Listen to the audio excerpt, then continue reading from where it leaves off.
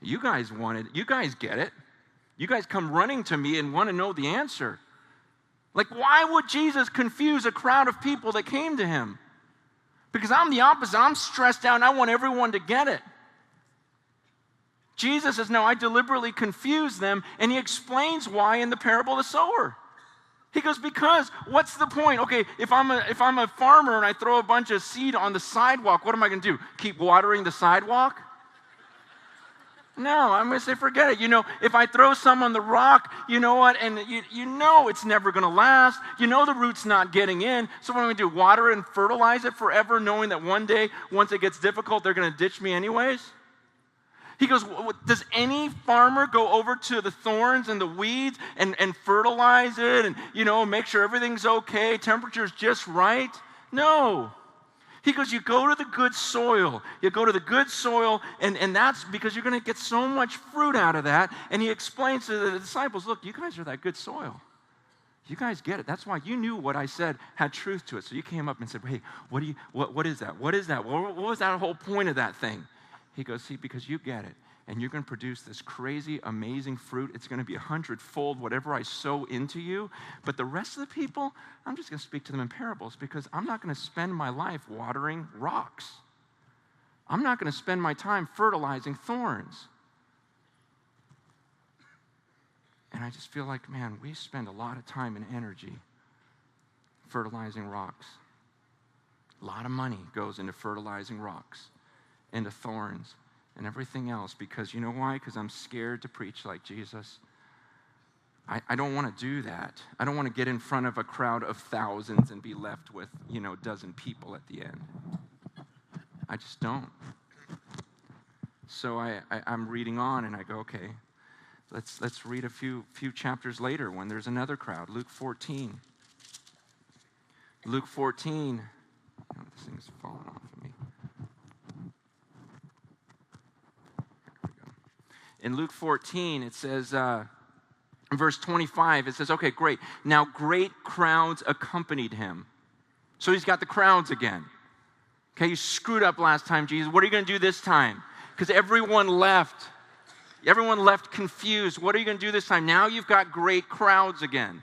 Great crowds come. Verse 25, he turns and says to them, he goes, hey, if anyone comes to me and doesn't hate his father, mother, wife, children, brothers, sisters, yeah, even your own life, you can't be my disciple. And if you don't bear your own cross and come after me, you can't be my disciple. Nice introduction.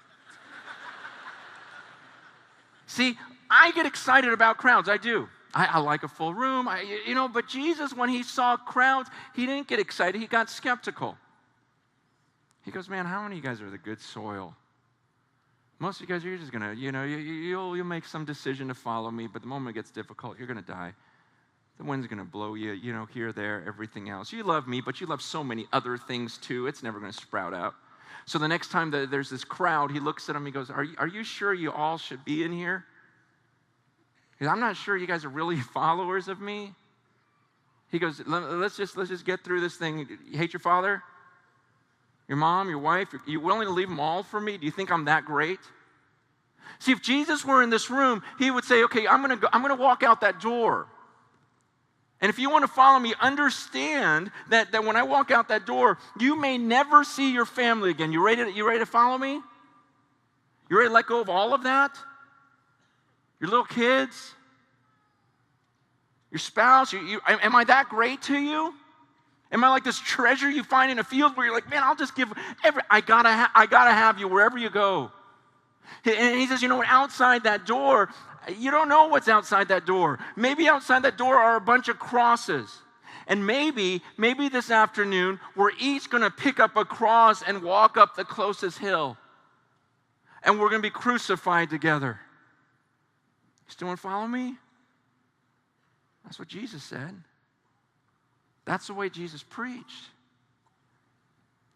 And he makes sure they understood this, because then he goes, verse 28, he goes, because which of you desiring to build a tower doesn't first sit down and count the cost, whether he has enough to complete it? Otherwise, when he's laid a foundation and isn't able to finish, all who see it begin to mock him, saying, this man began to build and was not able to finish. He goes, it's like building a tower, building a building. He goes, don't you sit down and go, okay, do I have enough? Do I want to spend enough? Do I want to give all of this away into this? Do I even have it? He goes, otherwise you're going to build a tower halfway and realize, oh, I can't complete it. He goes, everyone's going to laugh at you. It's foolish. He goes, in the same way, he goes, I'm telling you about the cost ahead of time.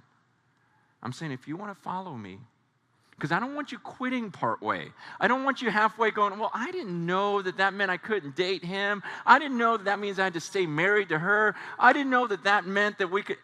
He goes, no, I'm telling you, this means everything.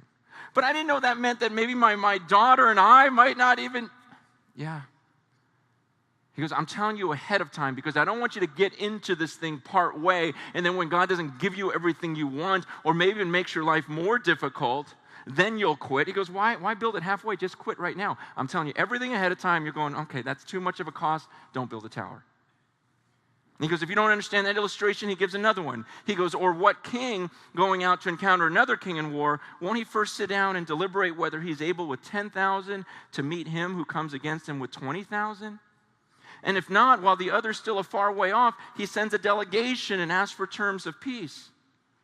So therefore, any one of you who does not renounce all that he has cannot be my disciple. He goes, this is like going to war. He goes, this is like going to war. It's like, wouldn't you, if you were a king and you had a choice, and you've got this army, and you go, man, they've got 20,000, we got 10,000. Do I really want to enter this war? Because we'll probably die. And he goes, if you don't want to get in the fight, he goes, you'll send a team ahead of time, and go to the other king, go, hey, let's not fight. Here's a fruitcake. Let's just get along. And he explains, man, this is a war we're in, right? He goes, do you understand? If you don't want to fight, if you look at the world and go, man, but the world's got this, you don't want to fight it? Then go join them. Have peace with them. He goes, but the rest of us, we're going to join. We're in a war. We're building a tower that's costly and could cost our lives. You guys, I think a lot of times we don't have this war mentality. We don't really think of ourselves as building an army. And so even I get this way, we get this way as leaders where we start complaining. And I mean, can you imagine if an officer, standing there and one of the soldiers comes running in and goes, man, they were shooting things at me. You'd be like, what? Yeah, they threw this thing and it blew up and it killed a bunch of people. I didn't know that was going to happen. You go, you idiot, this is a war. And I think a lot of times we can do that. Like, what? Are you kidding me? This happened. You guys, we're in a war here. We're in a war. If you're not ready to die for this thing, then let's just make peace. But the world's going to get worse. And it's going to be harder and harder and harder, and it's about fighting this thing. So he gives these examples. He goes, it's like building a tower. It's like going to war. But then he says this. Listen to this. Verse 34. At first I didn't get it. He goes, salt is good. But if salt has lost its taste, how shall its saltiness be restored? It's of no use, either for the soil or for the manure pile. It's thrown away. He who has ears to hear, let him hear. So then I understood the tower thing, I understood the war thing, but then he goes, salt. He goes, salt is good, isn't it? Yeah. He goes, okay, but what if salt loses its saltiness? What are you going to do with it? Okay, so flavorless salt? He goes, there's no use to flavorless salt, right? He goes, you can't throw it in the dirt because dirt's good. Things grow in it. He goes, it's not even fit for the manure pile. He goes, because manure is good. It fertilizes. And you put that flavorless salt on it, it could ruin it. And so he explains this whole thing, and he goes, he who has ears, let him hear. What was his point? His point was, he says, look, you guys all look like salt.